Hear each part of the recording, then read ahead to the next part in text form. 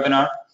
So all of the questions, the whole full presentation as well as the answers to the questions will be emailed to all attendees at the end, so you'll be able to go through anything you missed. What we'll cover tonight, we're going to talk a little bit about Circle's background and history. We're going to talk about different types of gestational surrogacy as well as gestational surrogacy with egg donation. We talk about the day-to-day process, the different programs we have here at Circle. We're going to hear about a surrogate's experience. We're going to hear about the egg donation program itself as well as an egg donor's experience, the legal work, cost, financing, and insurance, and then finally a Circle parent's experience. If after tonight you want a more in-depth sit down to discuss your particular situation and different programs available to you, we do offer free private consultations. So with all that said, I'm going to hand it over to Jenny, and she will talk on her part. I'm just going to give her control of keyboard. Thanks, Dean. I appreciate it. Can everybody hear me all right? Hope so. Dean, let me know if you can't hear me. I can hear you. Perfect. So as Dean said, my name is Jenny Denhoff. I'm a program manager here at Circle and also an experienced Circle surrogate. And as we begin talking about Circle and some of the history here, I think I wanted to share this top bullet is one of the reasons I chose Circle as the agency I wanted to work with when I became a surrogate. And I guess my thought process was that I wanted to be with a company who had done this many times before and knew what they were doing. So as one of the oldest and largest surrogacy agencies in the world, hopefully you're feeling some of that with Circle as well, that level of comfort, knowing we've done this many times over. We recently, not too many months ago, celebrated our 1,000th baby born, and that was a very exciting time for all of us. We're really proud of the number of families we've been able to help build. The wonderful man you see pictured there on the right is John Weltman, our president and founder. John is, as many of you may know, recognized worldwide. I mean, he is an expert in this field. He began legal work in the area of surrogacy in 1992 and went on to found Circle in 95. And in case you weren't aware of this already, he's also a father through surrogacy, and he and his husband have 2 boys, both of whom are in college.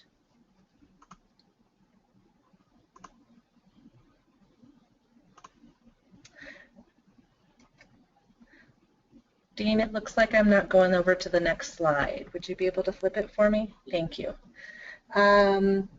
So why Circle, you may be asking yourself. One of the things we are so very proud of is that for people who sign on with us and commit to Circle to helping them build their family, we have nearly 100% success rates. Your journey might be very quick, it might be a little longer, but I think the thing to keep in mind is we will get you there. It's what we do. And we pair with some clinics, other clinics in the country that offer unlimited IVF programs that help you to have that level of comfort knowing that you can make the commitment and know that you will have those success rates in the end. We obviously have intended parents from all backgrounds. I think some intended parents feel like my case is unique and we won't know what to do, but I can guarantee you we have worked with intended parents who come to us from all kinds of backgrounds and with histories. And another thing we're very proud of with those backgrounds is our work with our SPAR program, which is for our HIV positive clients. We work alongside Bedford Labs in Massachusetts with Dr. Ann Kiesling, who's been running the lab for over 10 years, does a fantastic job. So that's our SPAR program. Circle has, we emphasize known egg donation for the sake of the intended parents, for the sake of the children that are born through egg donation, and also just for the sake of donors. We feel that's a healthy route to go. We also feel like it keeps doors open in the future in case that's needed. And Gina Marie will talk more later about known egg donation. One of the other things we really encourage, we have a relationship-based model here at Circle, which means we support and encourage the relationship between you and your surrogate, also your donor if needed. But we feel that this is a very important process. It's an intimate process, and we really want the relationship between you and your surrogate to be a healthy one. And we'll talk more about the relationship with the surrogate a little later when we're discussing communication and the expectations there here at Circle. Circle's here to offer you support throughout the process, and when I kind of go over what my team does, we'll talk about coordination and support, but we are here. We've got departments within the company that are here to support both you, the surrogate, and the donor if needed throughout the entire process. And along with that, like I said, with all the various departments, we're a full service agency. So you're looking at an accounting department, a social work department, legal department, and then the program coordination team. We've got a process, a system in place that we're thinking not only about what's happening first and then next after that, but we're thinking to birth and beyond. So that's long-term planning. The three components that you'll hear us talk about quite a bit during this process: communication, trust, and letting go of control. These are sometimes difficult things for us to talk about or to do, but they're really important when it comes time for you to commit to a journey. When we're discussing communication, we're talking about two different things. One is communication with your surrogate. Like I said before, we encourage a relationship with your surrogate, and with that, we're going to request that you have communication with your surrogate at least one time a week. I know that for a lot of our surrogates and intended parents, they're communicating far more often than that, but we want that at least once a week for there to be voice-to-voice contact, so either through Skype or by talking on the phone. In between that time, if there's email communication and even texting communication, that's great, but we feel like in order to build that solid relationship in the beginning and maintain a solid relationship, weekly voice-to-voice contact is something that's very important. The second piece of communication is communication with us as an agency. We're here to coordinate, we're here to support, and so we want to make sure that that communication is frequent and that we're working together as a team to help accomplish the goal. Trust is something that can be difficult, but we really, really encourage you to trust both your surrogate and also us as an agency. Your surrogate comes to you as, I'll say, an expert in the field of being pregnant. She's had a healthy pregnancy and delivery before. She's knowledgeable about the process, and so it's really important to have that level of trust in your surrogate. She's been thoroughly screened by us. And we'll talk about screening a little bit later. So trust in your surrogate is a big piece, and will make everyone's journey go more smoothly. And trust in us as an agency as well. Kind of like I started by saying, Circle's done this over and over again, so we really do know what we're doing, and we hope that you'll be able to trust us that we'll get things taken care of in the time frame they need to be taken care of in. And the final thing is the one that I think would be the most challenging, which is letting go of control. I think that we go into this process, or intended parents go into this process, surrogates go into this process, feeling like they might want to have a real sense of control. And what we have to remind ourselves is that this is a human process. There's a lot of medical things going on there, but with intended parents and donors and surrogates, we're all humans and we're all going through this process together. So as a team, we'll get there, but one of us on our own can't do this. So we really do have to let go of that team process. Two different types of programs that you're going to find with us. One is gestational surrogacy alone. So this would be if you've got everything needed, you're going to provide all assistance of a surrogate, so we'll work with that. And what Circle will do then is match you with someone that meets your needs, legal, psychological, emotional, as it states there. Those are the things that Circle is going to provide for you if you need a surrogate only. Some of you will need a surrogate, plus you'll also need an egg donor. And in that case, we're going to connect you and have you select a donor from our donors and partnering agencies and clinics, and then at that point, then we'll continue on just as we would if you were surrogate only. We'll match you with a surrogate that meets your needs. So the surrogacy process, if after tonight you're thinking, okay, now what? What's next? The very first thing you're going to do is you're going to sign up for a consultation. And during that consultation, you're going to receive a lot of information about what this process looks like. We'll get some history on you, and we'll kind of work through the whole process to answer all the questions you want and give you the information needed so that you can make the decision. A big part of that consultation is going to include all the legalities, legal questions. I know that that's a big piece of this puzzle. So you'll be able to talk with someone who can tell you a little bit about the process of surrogacy, and then you'll also speak with a lawyer regarding the legal piece of this puzzle.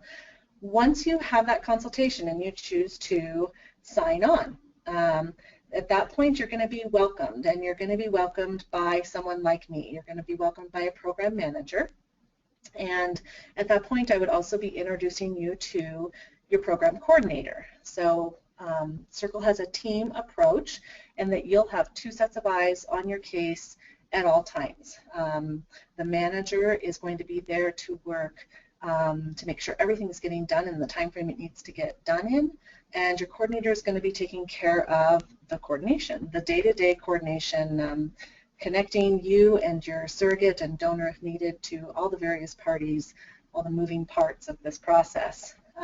Another team I would be introducing you to at that time as I welcome you is our IP support team. And they are there they're going to have an initial call with you to kind of go over not only some of the stressors that are common in when you go through the surrogacy process, but also talk about support systems, not only your support personally at home and friends and family and partners, but also the support system we have here at Circle for you. So your IP support team will be there for you long term on an as-needed basis, but there's somebody I want to get you connected to right at the very beginning for an introduction.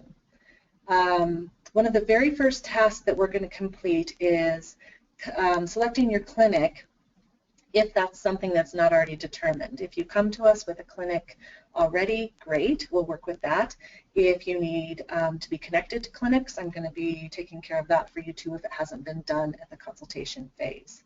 So we'll make sure your clinic choice is in order, and the reason why we want that to be one of the first tasks is because when it comes time for egg donor matching, if that's something you're looking at, or for sure surrogate matching, we're going to want to run all of their medical records by the doctor at the clinic you have chosen.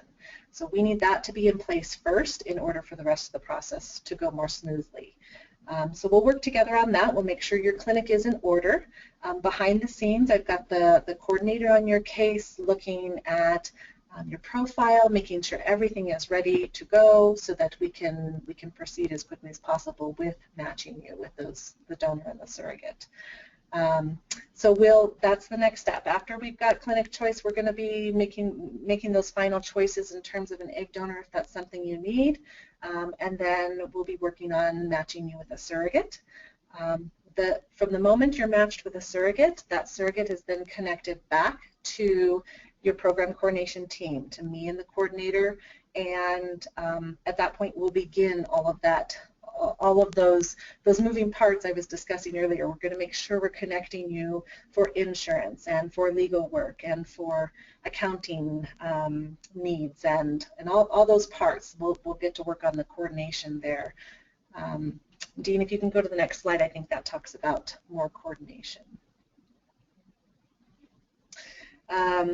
So welcoming you takes place as soon as you sign on, and the next welcome at that point for your surrogate or your donor would take place once you're matched. Welcoming you, and your surrogate and donor involves just making sure you know what the next steps are and helping to guide you through that process. Then, like I said, once you're matched, that's when we're going to connect all the various parties, making sure that we're getting everything in place so that we're ready for the medical process to begin. Once we're looking at some of the medical pieces, we're going to be looking at arranging for travel. Your donor may very well be, your donor and your surrogate may very well be in a state that's not in the same state as your clinic, in which case we're going to be connecting her so that she can get travel arrangements made so that she can get to a medical screening and also to a retrieval or a transfer, depending on who we're talking about. We're also going to make sure that payments are being taken care of for your donor and surrogate, and also that any bills that they might have, they'll submit those to your coordination team. We're taking care of all of that. One of the final tasks, we'll continue doing all of that coordination throughout the process, but one of the final tasks we're working on as your coordination team is the hospital prep. So as you get closer to delivery, typically sometime between 28 weeks and 30 weeks of pregnancy, we're going to be reaching out to the hospital that your surrogate plans to deliver in. We have a standard list of questions that we ask the hospital, and at that same time during that call we're also answering any questions that the hospital may have for us about the pending delivery. And once we've completed that call, we're going to pass that information along to you so that you and the surrogate know what to expect when it comes time for delivery. And then we're going to schedule a call with you to follow up on any questions you might have as you're in those final weeks preparing to bring baby or babies home. Our surrogates. So one of the things that we are so proud of here at Circle is the standards that we set for our surrogates. We get hundreds and hundreds and hundreds of applications every single month of women in the United States who are willing and wanting to become a surrogate. They go through a very long application online, and at the end of the day, once they've gone through our whole program, all of these phases that we're going to talk about here, we end up accepting 2 to 3% of the applicants who apply.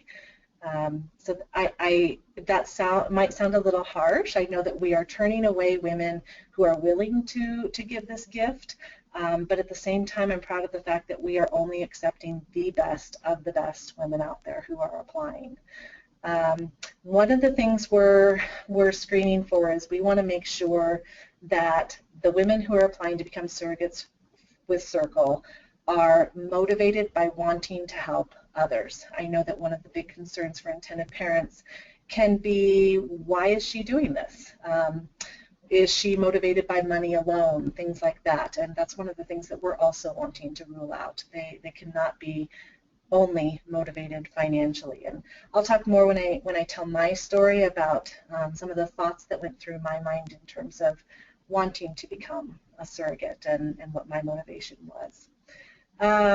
So these are just some of the general requirements that we're looking for in that application that your surrogate is going to have to meet. So we'll look at the guidelines that your clinic provides in terms of BMI. So we're going to make sure she falls into that range. We require that surrogates be no younger than 21, no older than 41, and that they obviously have healthy births. They have to have given birth to at least one child before.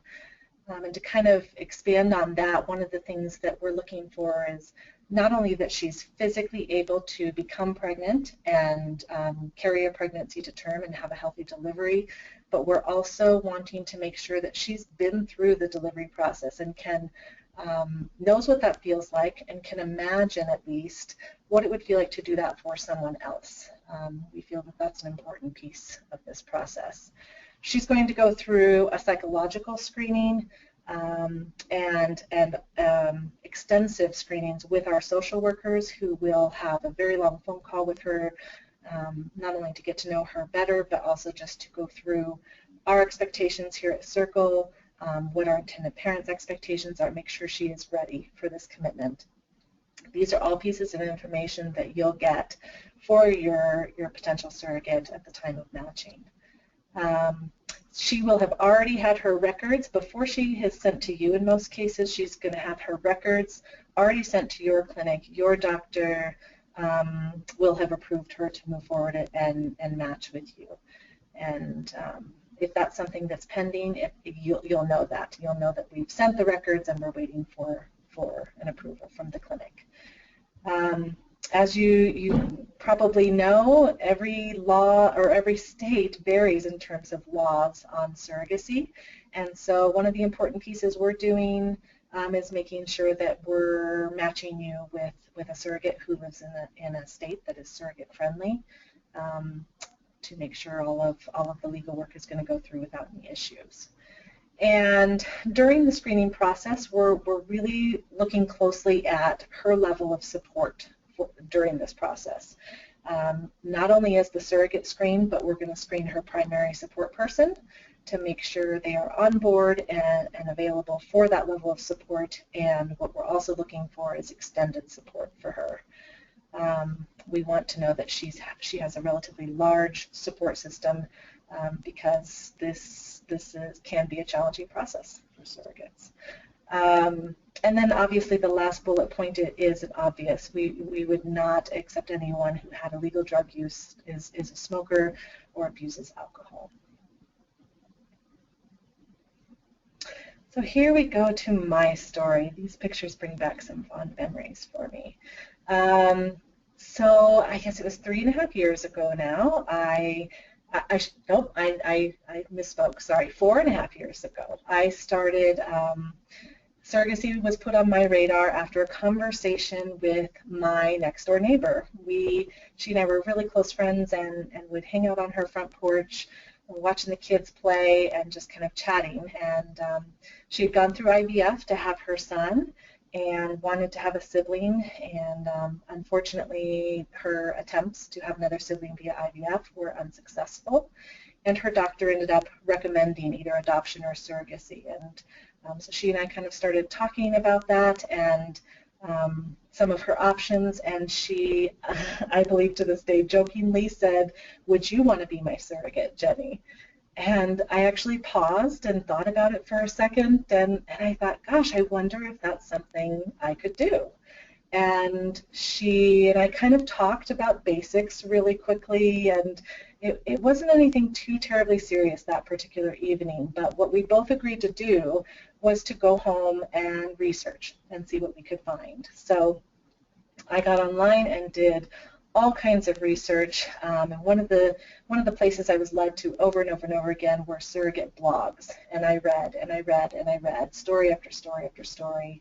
Some of you may have done the same, and the thing that I ended up absolutely falling in love with was, as I would read these stories about these women, across the United States, giving this gift to other human beings, I thought, I want to have that. I want to know. I want to live the rest of my life knowing that I helped give someone a family. And I just kept thinking, when each one of us ever is asked, what's most important? What's most important in life? Our number one answer is always going to be family.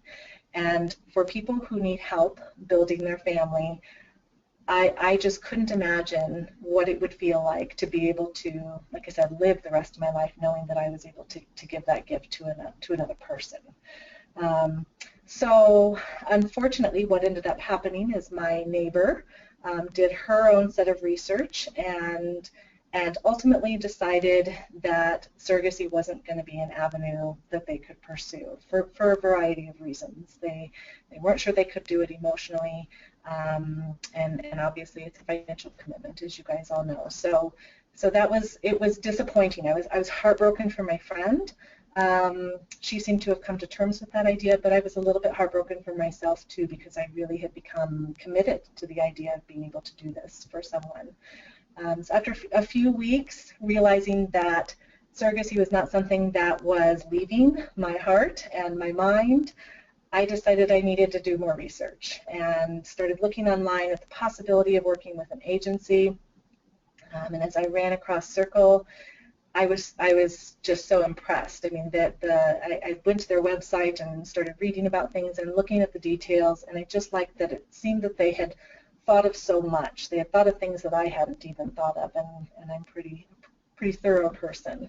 So I was impressed and decided to take the plunge a few days later and fill out the online application. And it is very long and very detailed, and at several points I thought, oh, should I keep going? And my mom and sister were there with me as I was filling out the application, and they said, just keep going, Jenny, you've got this. And so finished the application, and was contacted the next day by a representative at Circle that said my application looked good, and they helped me through the next steps of the process that your surrogate will go through as well.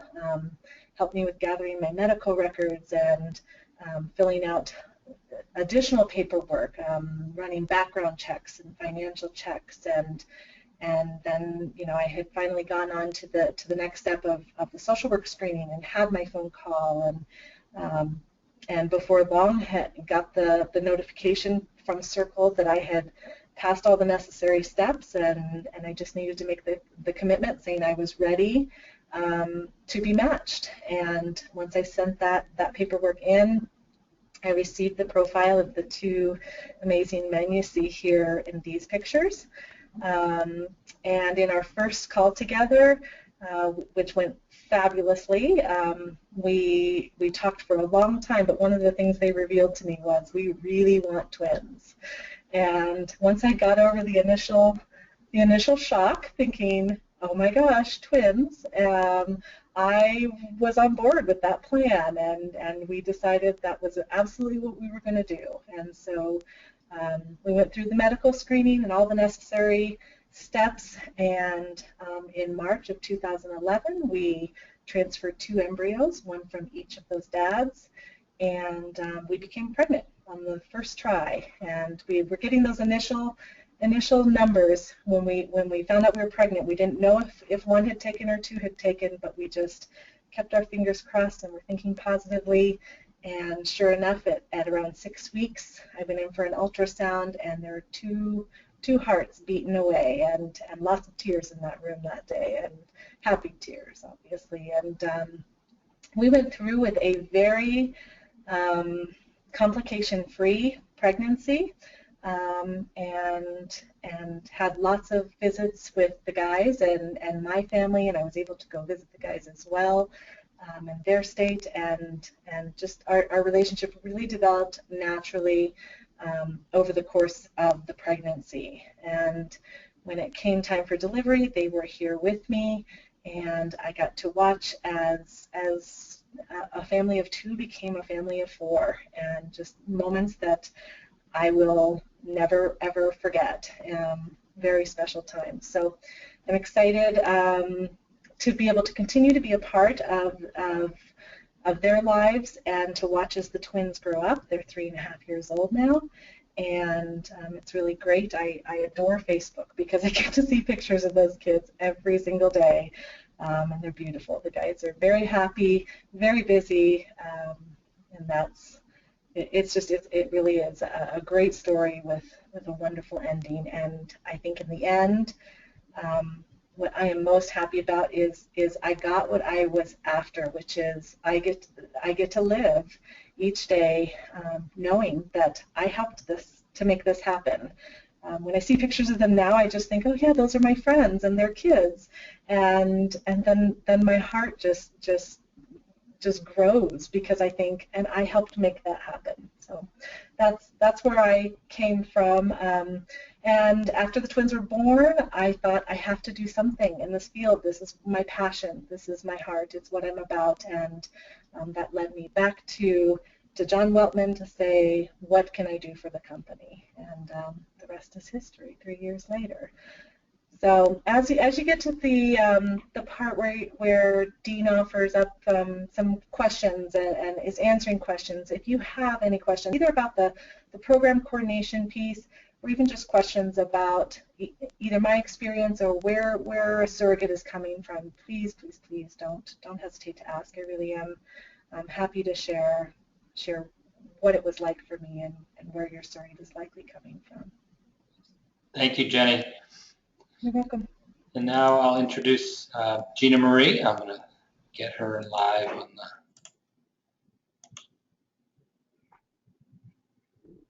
Hi, everyone. I'm Gina Marie. I'm one of the attorneys at Circle, and I'm also a 4-time egg donor. And I'm going to talk to you today about our egg donor program, as well as my experience as a donor.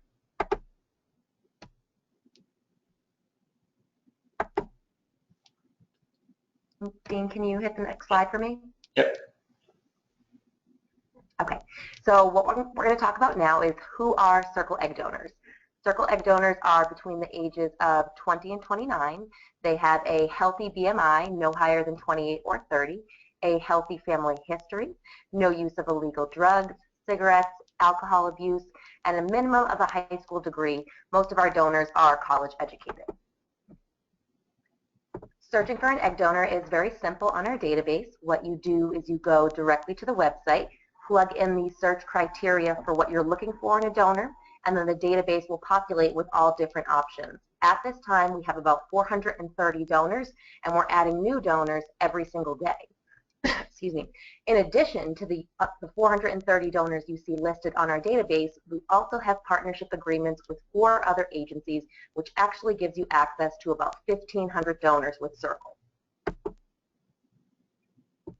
At Circle, we offer 3 different types of match options: anonymous, semi-known, and known. With an anonymous match, that's where the only information you have about the donor is what's listed in the profile and the photos we provide you with. There is no contact between you and the donor. Now or in the future, it is your traditional anonymous relationship. The next option is semi-known. That's where you get the information listed in the profile, the photos, but you get to have some limited contact with the donor. Phone call, email, in-person meeting, or Skype, but in that case, only your general area of residence and first name is disclosed. It's a way for you to get to know the donor a little bit more, but it still preserves your anonymity. The final option is fully known, and that's where you get the most. The information listed in the profile, the photos, the contact with the donor, but in that case, full demographic information is disclosed between you and the donor. You as the intended parents are in the driver's seat for what level of contact you choose to have with the donor. Some intended parents choose to have contact just during the cycle and shortly thereafter, while others have contact that extends for years to come. There's no right or wrong model. The goal here is to educate you on the different types of available match options so that you make the best decision for your family. With that being said, Circle does promote known donation because we believe it's important for the child's healthy sense of identity to at least have access to the other half of their genetics, if for no other reason, updated medical information. By way of example, I can tell you that whether you choose a known, semi-known, or anonymous donor, your legal contract will state that the donor is required to keep you updated with changes to her health history. However, it's important to note that there is no one that follows up with the donor about that. She is on her honor to report it to us. If the donor knows of a pregnancy and resultant live birth, you are much more likely to get updated medical information than if she has no idea if the procedure was even successful. So just a little bit about my experience as a donor. Like I mentioned before, I did 4 donations. 3 of them resulted in live births, and there are 5 beautiful children now. I did anonymous donations, known, and semi-known, and they were all special in their own way, but for me, known donation was really the most special experience that I could have. I'm fortunate enough to have contact with the parents. We've been exchanging emails for the last couple of years, and I was fortunate enough to even get photos of their twin boys. It's a really special experience for me to get to know their parents and to see the children, even just the pictures of them, because it makes me feel really good about my decision to become a donor. I chose to become a donor through my work at Circle Surrogacy. I saw all of the work that we were doing and how happy all of the intended parents were, and I thought that's something that I really want to be a part of, and that's what led me to become an egg donor. So if you want more information about Circle's egg donors, you should go directly to our database and search there to find your donor. Thanks, Dean. Thank you, Gina Marie. All right, so again, I'll reintroduce myself. My name is Dean Hutchison. I'm the Director of Legal here at Circle, and I'm going to talk to you kind of about the different aspects of a journey that tend to be more focused from the legal field, and that's going to be things involving the legal process and the legalities of surrogacy in the United States, things involving insurance as well as the financial aspect. Just for a brief background on my connection with Circle, I started here now, that's 12 years ago actually this June, as a law clerk, working directly for John Weltman for his private legal practice and for Circle. Back then, Circle was kind of John's passion, but not his full-time pursuit. He was a litigation attorney who had done surrogacy, like mentioned before, twice himself, and he kind of started Circle based on his, kind of lack of, at that time, any agencies in the field to assist parents through the process. So I spent about 6 months in that position working directly with Circle, and then took a job at the law firm Circle was located inside of.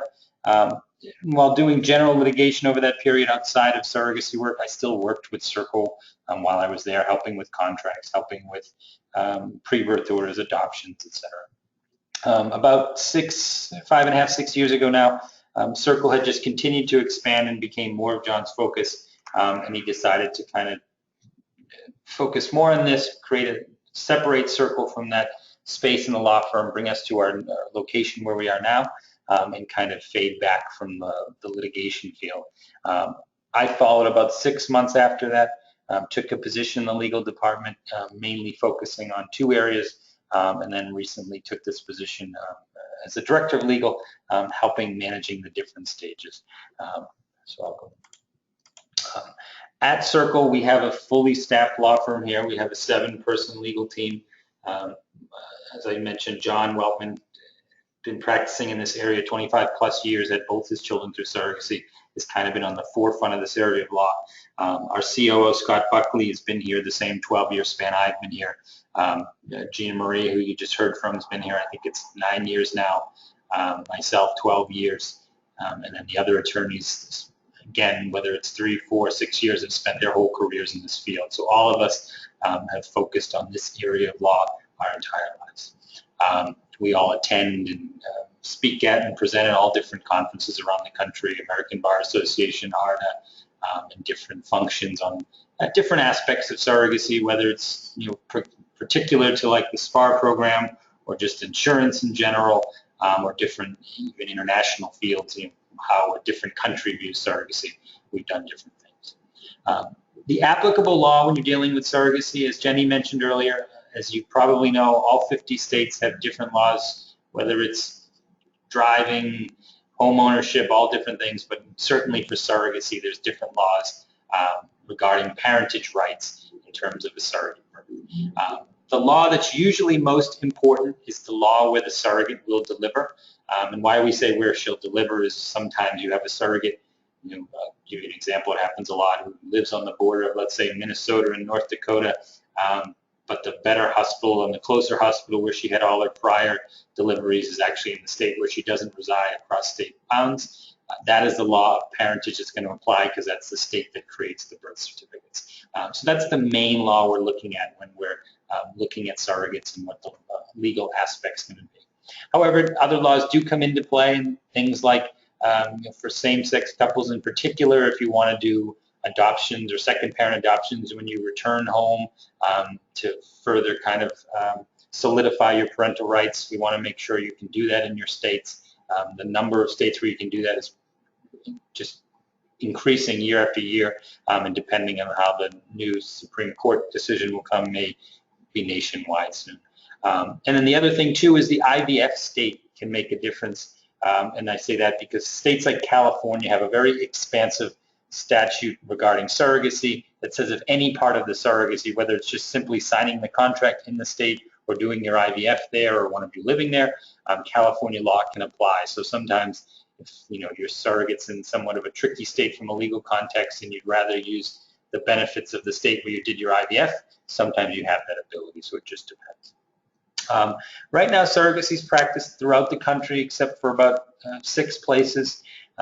There is no, or commercial surrogacy is prohibited in Washington, so altruistic or unpaid surrogacy is allowed there, but you can't do compensated surrogacy. Washington, D.C., there's a prohibition on surrogacy. However, their city council has just passed an ordinance to legalize it. It hasn't fully gone through yet, but it should happen soon. Nebraska and Michigan have bad case law and statutory law, so we don't match surrogates there. New York currently has a prohibition on surrogacy that a new law is making its way through the New York legislature. It's probably about 18 months to 2 years away, but it's not there yet. And New Jersey has the famous Baby M case that gave surrogates rights that we stay away from, but also New Jersey, for the second time in 4 years, just passed a positive surrogacy bill. It's gone to Governor Christie to see if he'll sign it. He didn't last time, mainly because it was a election year and he wanted to maintain his right-wing status for a potential presidency run. I think he doesn't have a chance anymore, so hopefully that means that he'll just sign this law, but New Jersey may come off that list as well. And from a circle basis, what we're doing with all of our intended parents when you come to us, right from the consultation stage through the process, is creating an individual legal plan that works best for your particular situation. Sometimes we have different citizenships involved, sometimes we have just different legal wants or needs, and we're making sure we're matching you in a state where all this can happen and all the requirements you want can happen, and with a surrogate, particularly whether she's single or married, works with your particular needs. We say we have three main goals in the surrogacy process. Just so you know, when you sign with Circle, not only are you signing us for us to do all the surrogacy portion and the coordination and finding surrogates and egg donors, but you're also signing on for us to legally represent you through this process with your contracts with the surrogate, with the donor if needed, even review contracts with IVF clinics, etc. But our three main goals in the process, number one, first and foremost, is securing your parental rights to the children to be born. It's obviously the most important goal in a surrogacy journey, and we do that through properly matching you with a surrogate in a state where everything's fine and a surrogate who's fully screened and understands this, through negotiating and drafting your contracts to make sure you're fully protected in the contracts, but also that those contracts abide by the state law that you're matched in, and also then at the end managing your legal work and assisting with the legal work to establish your parental rights, making sure everything's being done properly, all the rights that should be terminated are terminated, and all the rights that should go to your granted.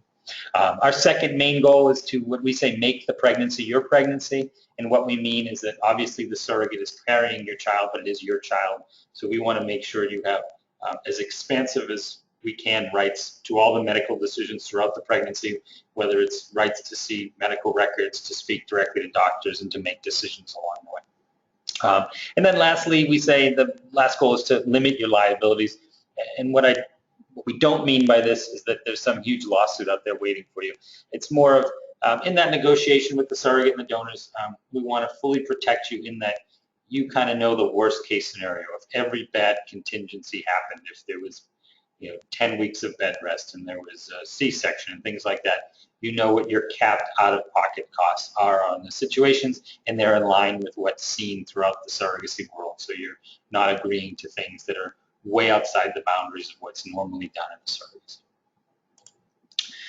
The three main stages in this process from a legal perspective, first and foremost is the matching stage.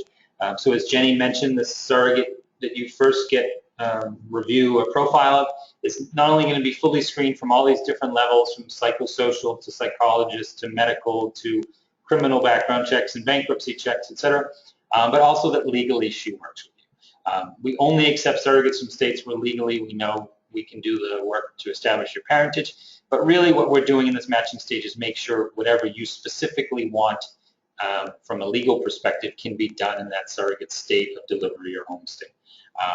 And usually what that means is a lot of people have a preference for things like a pre-birth order, a court order coming prior to birth, establishing your parental rights, and we want to make sure in your specific situation, whether you're married or unmarried, single, hetero, or gay, that we can get it done in the state where the surrogate is before we ever present you with their profile, so the exact legal wants we can deliver in that state. The second stage is the contract stage. So if you have a donor, you'll definitely have a surrogate, but if you also have a donor, you can have separate contracts with each of them. As I said, we represent you, so we will draft the contracts here at Circle. We'll get them out to you within usually about a week of the match. Go over any questions you have, any changes you have, and then what happens is the donor and the surrogate will each have their own independent attorneys separate from Circle. We will send them the contracts to review. And usually the donor contract's pretty simple, maybe 1 to 2 weeks to finalize. Surrogate contract, a little more involved, maybe 3 to 4 weeks to negotiate. And it's usually not a long drawn-out negotiation. It's more of just that 2 and 3 back and forth. It just takes a little time to your flexibility with meeting with the attorney, the surrogate's flexibility with meeting with her attorney. But pretty simple, but we're going to be representing you through that process. And then the final stage is the actual legal work, the parentage work at the end. And it's going to depend on what state you're in and what specific legal work you want, but usually it's either in the form of a pre-birth order, a court order coming prior to birth, or a post-birth order, as titled, a court order coming after birth. But both of them work the same legally in that they're establishing your full rights while terminating the surrogate's rights. If you're matched in a state where we're licensed to practice law, usually Massachusetts or California, we will do the legal work for you as part of the process and get an attorney for the surrogate.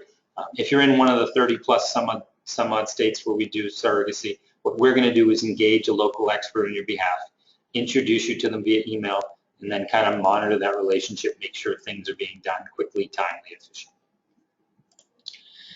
There's many different program options at Circle. As Jenny mentioned some different ones, but we have gestational surrogacy only, which is people coming either with their own genetic material ready to go, or they're going to create embryos, or people that have already created embryos with a donor and have them ready. We have obviously the same with egg donation, so we have egg donors here as well as with our partner and sister donor agencies that you can work with. Jenny mentioned we have IVF clinics that have unlimited IVF, which is you pay one flat cost, and that pays for all the medications, all the screenings, all the transfers, and all the creation of embryos until you have a live child. So it's kind of like an insurance-based IVF plan. And along with that unlimited IVF, Circle has unlimited rematching with both surrogates and donors as part of our agency fee. So whether it takes you one surrogate, one donor, and one transfer to get pregnant, or for some reason takes 2 surrogates, 3 donors, and 25 transfers to get pregnant and have a child, you will not pay Circle another dime to find those surrogates and donors, nor will you pay a lot of the third-party costs, like in attorney's fees to draft and negotiate the contracts for both you and the surrogate and donor, screening fees like the psychosocial screen, the psychologist exam, the criminal history background checks. All of that's going to be included in your first payment. So what we've tried to do along with the IVF clinics we work with a lot is cap those 2 numbers so you kind of can plan for the worst case scenarios that at least those 2 numbers are capped. We've added this year a fixed fee program, which very similarly to the unlimited is taking out the extra costs that are usually involved in a contract with a surrogate of contingencies for bed rest or C-sections, things like that. We've included it all in a one fee cost that you pay your Circle payments and your IVF, and then you don't pay anything extra. You never get hit with an added contingency or extra fees for travel or things like that. It's all included. It's obviously a little more expensive, but it's built in so that if it's it works for all the clients, so it's a fixed fee program. We've also added kind of a high-end concierge program, more hands-on experience of helping with travel and attending different hearings on behalf of the attending and assisting on site with clients. And we also have some clinics that have frozen egg bank programs available, as well as we just have straight Circle egg donation for people that don't need a surrogate. And again, we can go over those things more specific if you have a consultation. Costs, again, are very specific, so I'll go over very general because it'll depend on your specific situation. But costs usually range anywhere from about $65,000 to $100,000 without including IVF, medical expenses, and insurance. It's going to depend, again, if you need donation or you don't need donation, or what type of IVF clinic you choose, or what type of IVF program. But there's a wide range based on those different things. So if you, after tonight, sign up for a private consultation, we can give you a more specific level of what the cost most likely will be.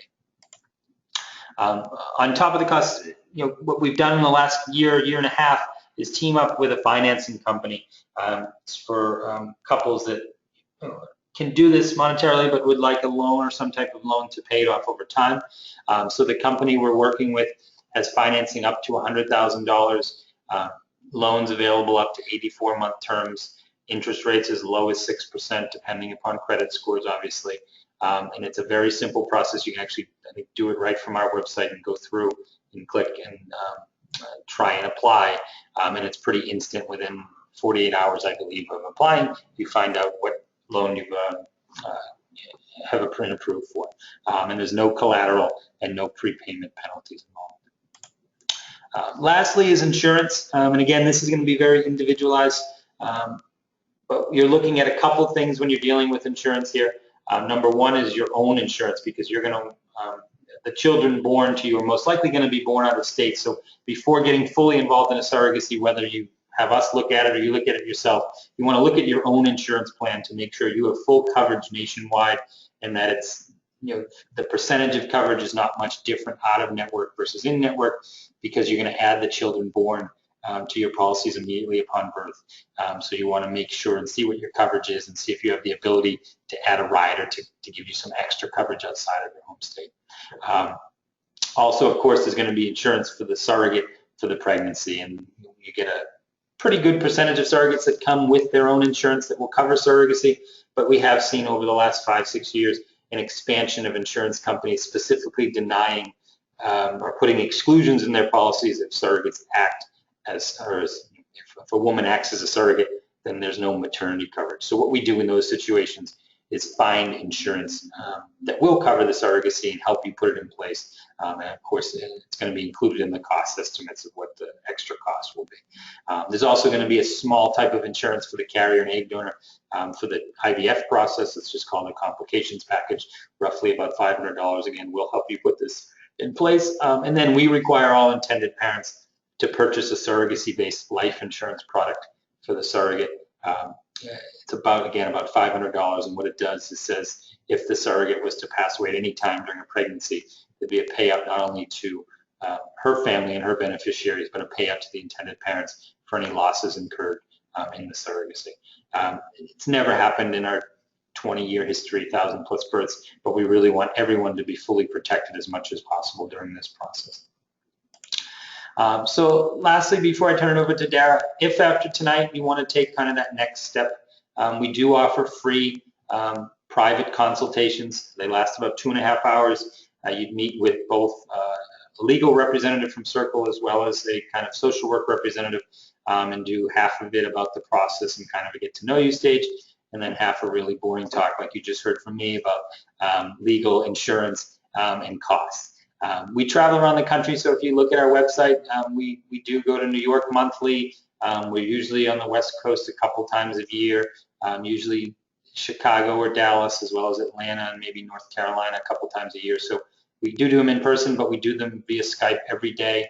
And usually we pick one weekend a month as well to do both in-person and Boston consultations, as well as Skype on those days since we're in the office anyway.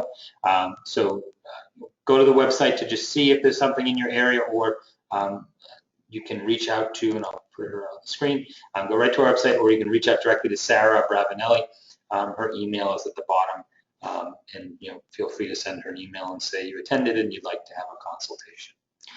So with that, I'm going to pass it to Dara. As we mentioned earlier, Dara is an experienced Circle parent. Her and her husband had a child about 7 months ago now, and she'll talk about her experience at Circle as well as the whole process. So Dara, I'll turn it over to you.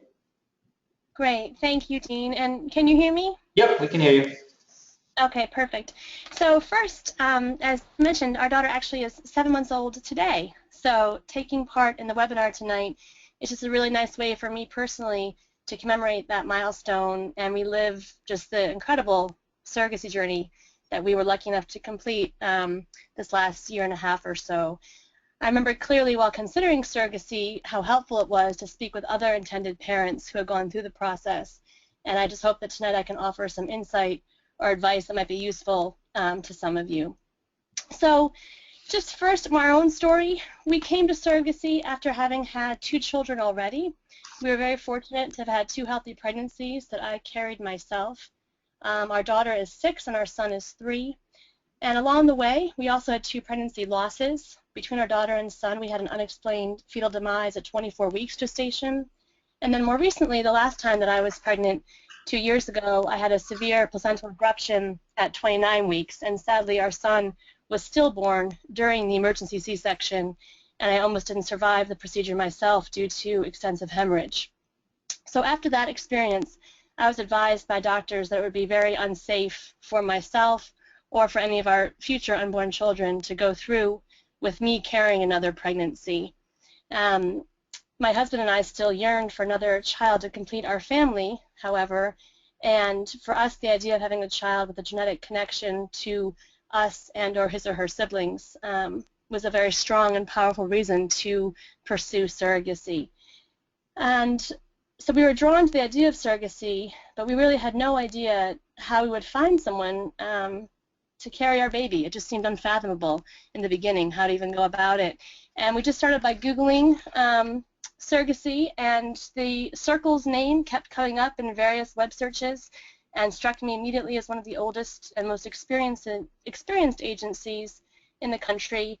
They happened to be having a free consultation in New York City a few weeks that July as we began looking into it, and it was a chance to meet Dean Hutchinson in person, and also Jen Rockman, a social worker who had her own son through a Circle surrogacy journey and now works for the agency.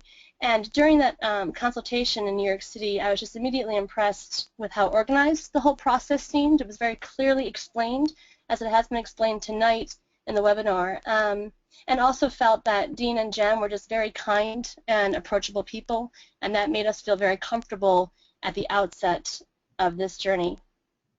We did look into a few other agencies, but we ultimately chose Circle for several reasons.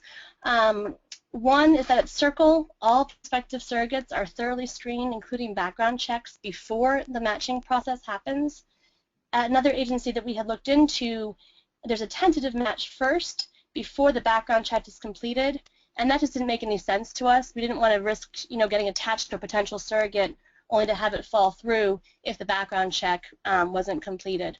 So that was one strong reason we chose Circle, was that the candidates come fully screened before the matching process happens. Also, as I'm sure you've learned from tonight's webinar, Circle has the complete package. Everything is taken care of all under one roof, from the social worker to the surrogate, to the caseworker for us, or case manager rather, to liaisons with our fertility clinic, to travel coordination, legal advice, insurance advice. Everything is under one roof, and that made for a really seamless journey, start to finish. At other agencies, we could have saved a little money by handling things like travel logistics and booking flights and hotels ourselves, but we just felt that it wasn't worth the added stress. We felt that between undergoing fertility treatments and egg retrievals for myself and managing a relationship with our surrogate, that was going to be enough for us to handle. Also, we had already, committed to making a major financial investment in a surrogacy journey, so we felt that a little bit of additional cost to have everything under one roof was totally worth it. And I have to say, at the end of the day, I think it really was just great to have everything under one house at Circle. I think that's probably unique, at least amongst the agencies that we looked into. We also chose Circle because they had a long-established relationship with our fertility clinic. As an aside note, we worked with Dr. Gad Levy at New England Fertility in Stamford, Connecticut, and they were marvelous. They were fantastic. And they worked really well with Circle and vice versa throughout all of the egg retrieval and transfer process. And last, and certainly not least, Circle estimated a very quick matching period, and that was absolutely true. We signed up with Circle at the end of August and were offered our first match just about a week later, so incredibly quickly, which we really appreciated. We ended up passing on that first match for no other reason other than the prospective surrogate happened to have celiac disease, and at that point I had read nearly everything under the sun about reasons for placental abruption, and I had found just one article that had sort of unsubstantiated claims that unmanaged celiac can slightly increase that risk of abruption. So even though I really liked the profile of the surrogate, I knew that in my gut I just wouldn't be comfortable for 9 months. Again, even though it was sort of unsubstantiated evidence from online, I just couldn't do that in my gut. So, and that's a point I really want to make about trusting your gut with matching. and throughout the entire journey. You know, in the matching process, the way that it worked was that you had to either pass or commit to the surrogate that was being offered to you. And at first I didn't really like that. I thought, oh gosh, well, what, can't we go back and change our mind? Can't we kind of see a range of what's out there? And the Circle staff really explained and reassured us that it's really about trusting your gut and finding that connection to the surrogate. And when you made that connection, going forward with that particular candidate.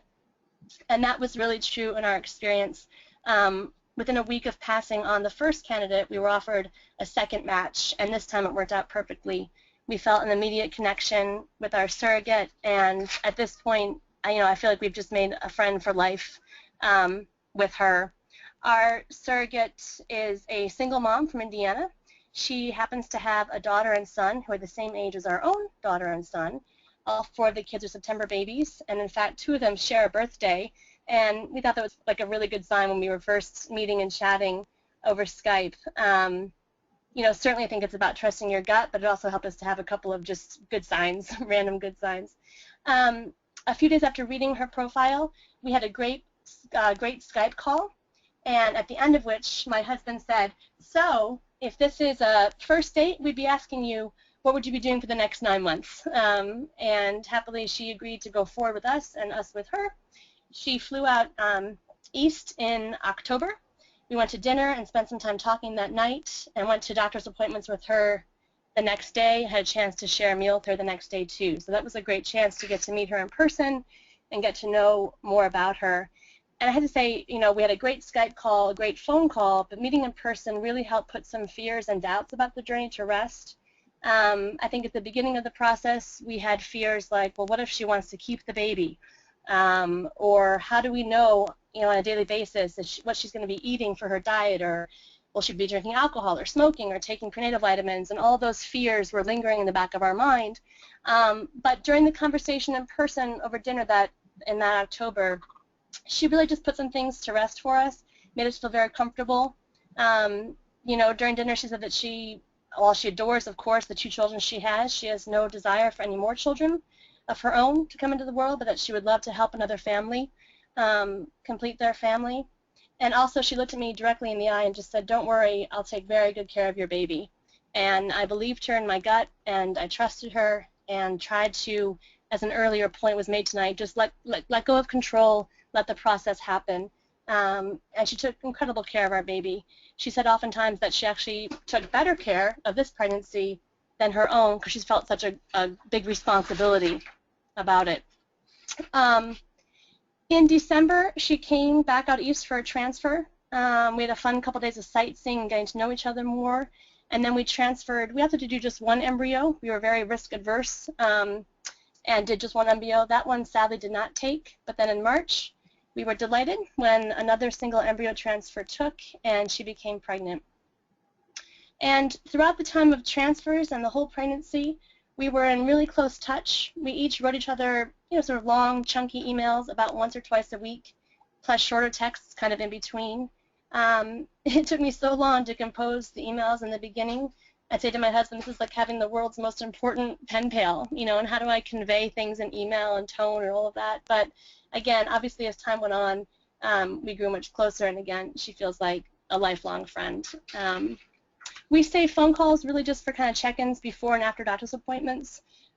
Just given our busy schedules, we found that email and text worked better for us than phone call. And I tried to, throughout the pregnancy, just send little packages to commemorate each passing month, things like books on surrogacy or flowers or treats for the kids, just to kind of mark the passage of the time month to month. We visited Indiana in August. Our kids got to meet her kids. We got to see the 20-week scan and ultrasound, meet the doctors, tour the hospital, and that was really great to have the hospital situation worked out in advance so that come delivery time there were no questions or confusion about access to the delivery room or access to the baby. That was all clarified well in advance of delivery. In August, we also started taking care of legal papers and a pre-birth order so that our names would be on the birth certificate in advance of delivery. And as a side note, Circle was so helpful throughout all of this, the hospital tours, the legal paperwork. One day we had a question about legal, and we called Circle, and that same afternoon, Dean arranged a phone call with the local Indiana council for us, so our questions were answered immediately. You know, whenever any questions came up, we always felt very well attended to by Circle and the various staff members.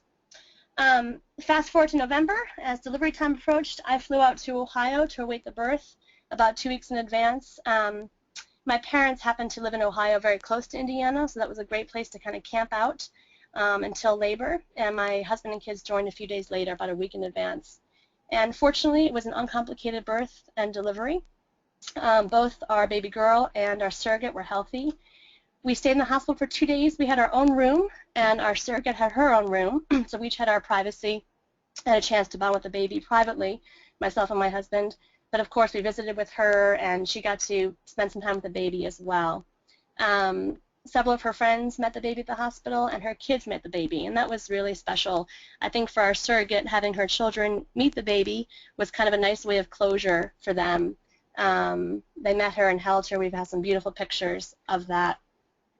We were home from the hospital back to my parents in Ohio on Thanksgiving Eve, and obviously could not have been a more appropriate and special Thanksgiving present for all of us.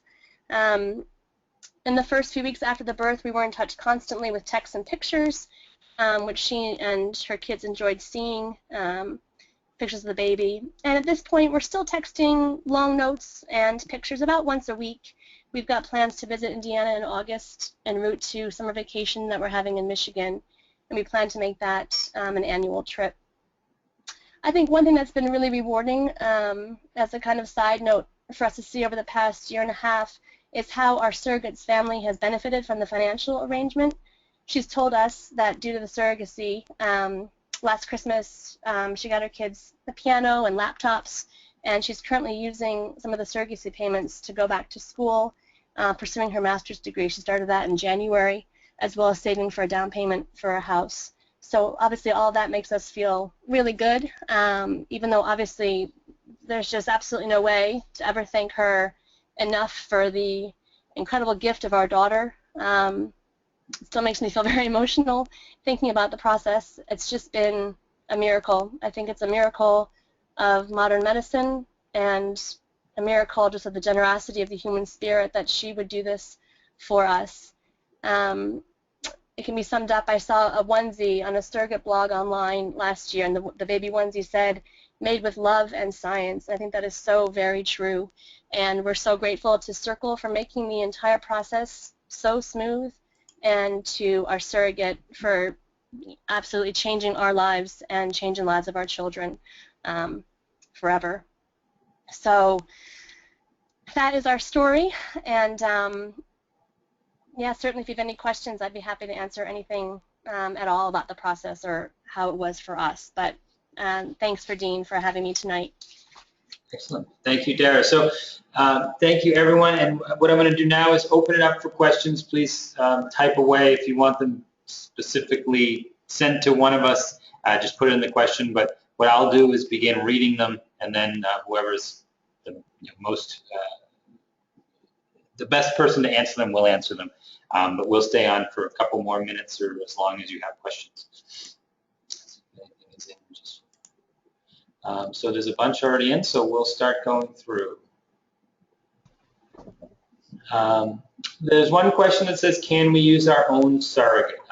Yes, that's possible. What we'd want to do, though, we'd want the surrogate to go through full screen with us as well as with the medical professionals.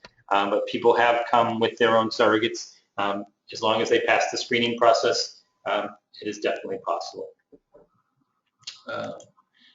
The next question is, what if two dads want the same egg donor, but babies spaced a few years apart? Do you freeze embryos from the first donation and get all eggs necessary, go back years later, or something else? Can you please discuss? So yes, it's very common. So usually what a lot of same-sex couples do is they choose a donor, they have a retrieval, and then they kind of split the eggs created in half. One father fertilizes half, the other part fertilizes the other half. If they don't want to go one at a time, one set of embryos is put on ice, and they begin the process with one dad at a time. depending upon your surrogate situation, most couples that do come back for a second journey, as long as there's surrogates available and willing to carry again and medically can carry again, they usually come back with the same surrogate as well. So it's very common to space them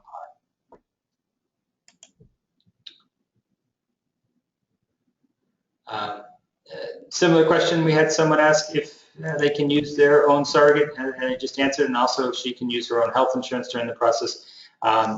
Yes, I mean, we'll review it for her. That's part of the kind of screening, making sure the insurance itself would cover. So if her insurance does cover maternity as well as surrogate maternity, she can use her own insurance. Another question, do you work in the state of California, work with the state of California? Yes, we do, and two of the clinics we work with a lot are located in California, one in Los Angeles, one in San Diego. We have many surrogates in California, and as I mentioned earlier, John Wellman's licensed to practice law in California as well, so we do a lot of work in the state of California. From a legal and fee standpoint, how are miscarriages handled? Does the surrogate receive a prorated fee or a full fee, or is this negotiable? So the way a contract is set up with a surrogate is her base fee, like her main fee, whether it's usually between $25,000, $35,000, is divided into 9 equal payments for monthly reimbursements for the life expenses associated with being pregnant. So if she had a miscarriage in month 3 or month 4, the way the contract usually works is she would be paid for the months she was pregnant.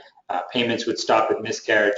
If she can return as a surrogate and do another transfer, you would replenish the months that were used and begin the process again. So it is a prorated fee, as you wrote.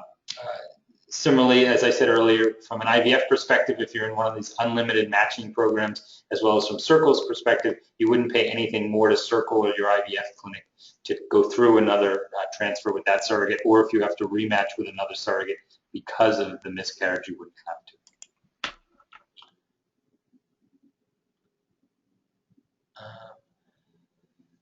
Do you find that there is a longer wait time for surrogate matching for same-sex couples as opposed to straight couples? I don't see any difference really. The one advantage sometimes for heterosexual couples who are using their own biology, both egg and sperm, sometimes they can match a little quicker solely on the fact that from a matching standpoint and a legal standpoint, there's more ability to match. But I don't know, Jenny, if you want to jump in, do you really see any difference in the match time for same-sex versus hetero?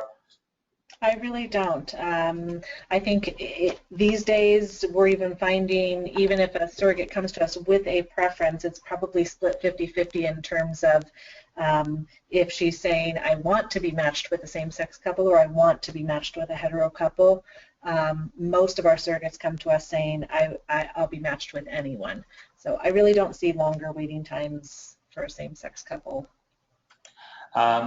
Next question, what are some factors that can disqualify a potential parent from surrogacy?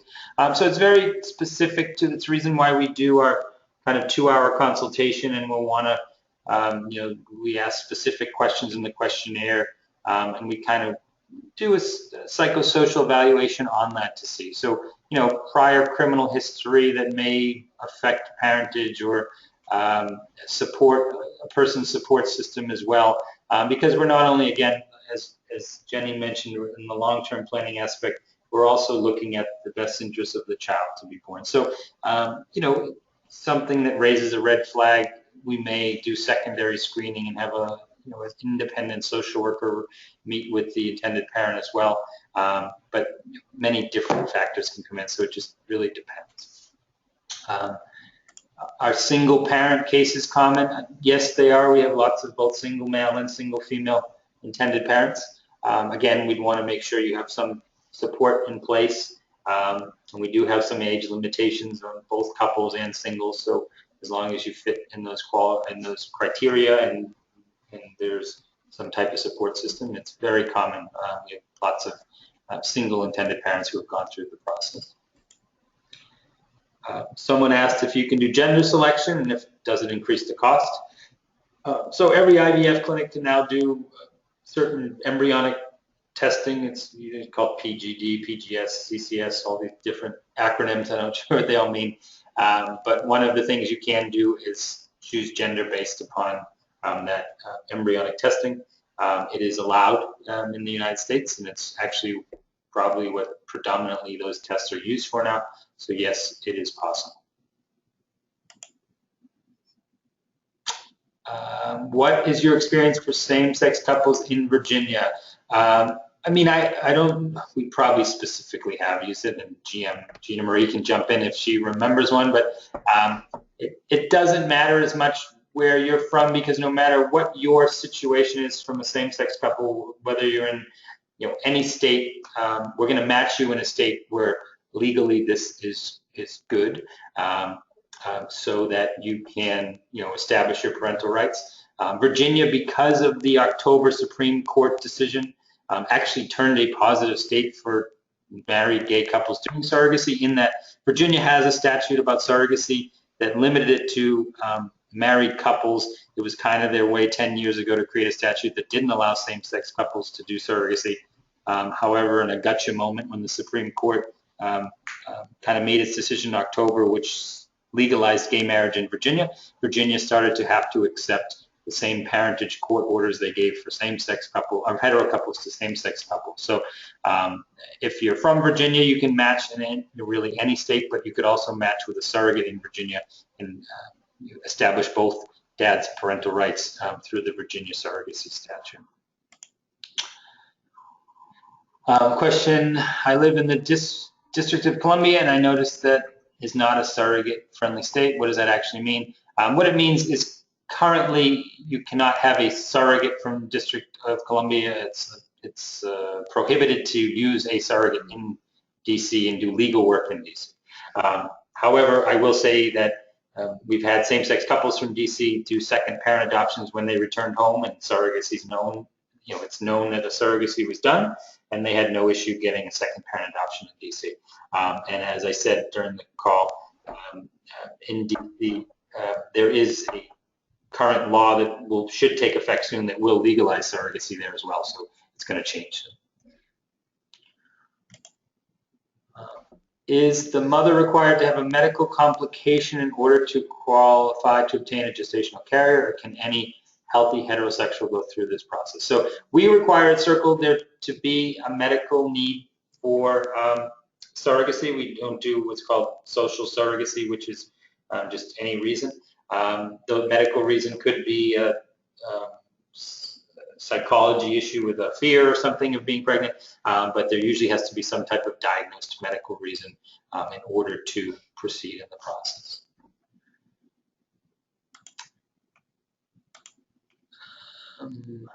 Is there an age limit for same-sex couples?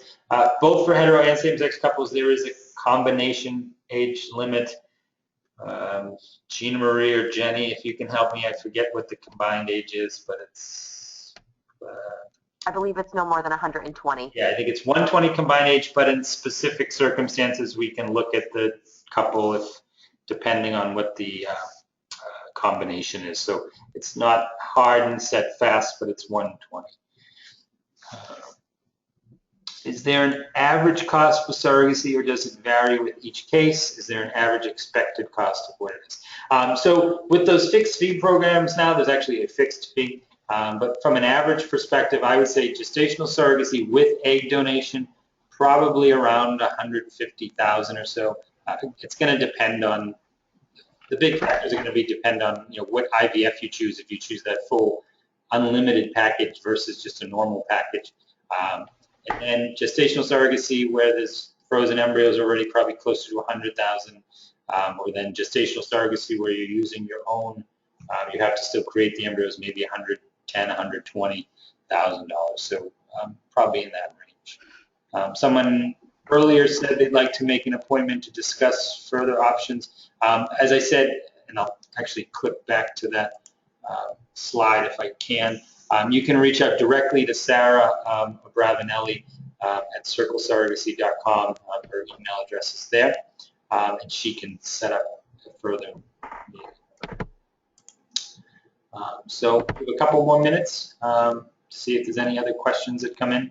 And again, if there's any questions you don't want to ask in this form, you can email them directly to Sarah as well and just say you were on the call and you wanted to ask this specific question, and she'll filter out to one of the 4 of us to get it to us. So wait a couple more minutes. So someone asked, do we try and secure financing before consultation or after, or do we need all money up front? So from a payment structure, the payments are usually divided into kind of 3 stages. About a third or so is collected at the front. It's kind of all the costs to get you through matching, so you need about a third to start the process. Depending on when you sign up with your IVF clinic and their financing option, a certain payment will be due within a couple months. And then after you match with a surrogate, depending on your specific matching time, the remainder payment to Circle will do, which is made up mostly of your surrogate's fee, your donor fee, and your legal fee. So usually within, I'd say about 6 to 7 months, you're almost fully, Dara had a pretty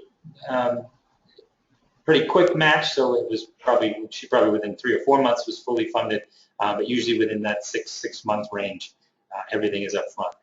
If you're trying to get financing with that company that I mentioned, you can do it in advance of the consultation, or some people do it right after. It's up to you, but like I said, it's pretty painless and quick, so if you want to get that done in advance, you can do that.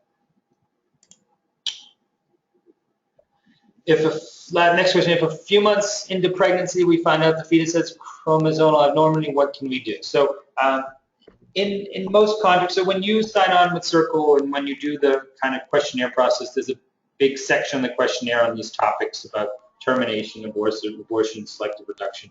And your surrogate has that same questionnaire, and she's pressed on those questions during her analysis. You're then matched with someone who answers the questions the same way you do and feels the same way you do on these topics. That's all in your contract. So if something comes up, in a scan or early on in the pregnancy that there is an issue, as long as you've worked it out in your contract and it's, we know this in advance, you can terminate a pregnancy if need be, and surrogates are on, will be on board with it because it'll be what the reason we match them. It's the reason we do our very thorough screening. From a full disclosure legal standpoint, really no matter what's agreed to in the contract and what the surrogate says during that consult can always change, in the sense that it is her constitutional right to choose, and she could deny a termination. We've never had that issue come up in our 20-year history. I know of only one case nationwide where it came up, and it had more of an issue to do with screening than anything else, the surrogate. But the reason why we flush all this out and we do these very thorough screens in advance and inject these things into contracts is to make sure everything is done before it starts, so when these situations arise that the parties are kind of already made that decision in advance of pregnancy.